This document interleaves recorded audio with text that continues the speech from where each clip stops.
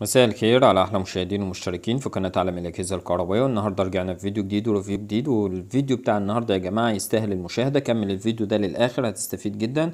الغسالة الفوق اوتوماتيك التوشيبا ال 15 كيلو، موديل انفلتر استانلس لون اسود.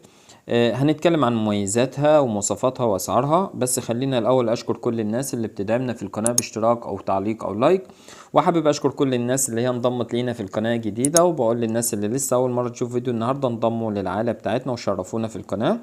عندنا هنا البرامج بتاعة الغسالة، عندنا زرار للغسيل وزرار للقوي او الضعيف، زرار للوقت، زرار مستوى المية على حسب كمية الملابس اللي انت بتحطها على حسب مستوى المية اللي انت هتسحبه، وعندنا 2 شاشة مضيئة، شاشة للمستوى المية وشاشة للوقت.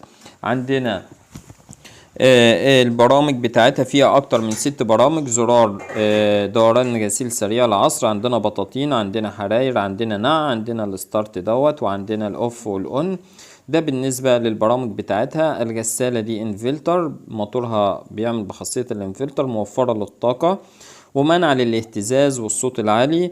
الغسالة دي متزودة بطرمبة صرف لطرد المية على مستوى عالي للصرف وأيها مستوى مية عندك، ودي من أكتر مميزات الغسالة الانفلتر، إن هي صوتها هادي جدا، موفرة في الكهرباء. وده شكل الغسالة من جوه. الباب بتاعها هيدروليك.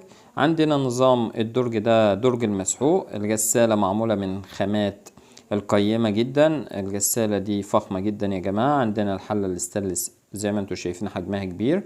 عندنا هنا مكان الزهرة.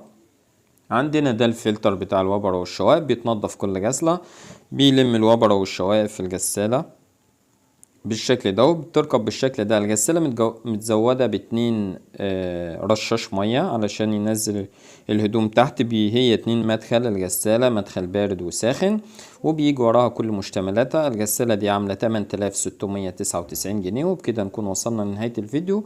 واللي ما اشتركش في القناة يا جماعة ينزل يشترك في القناة ويفعل زر الجرس عشان يصله كل جديد. وسلام على أحلى مشاهدين.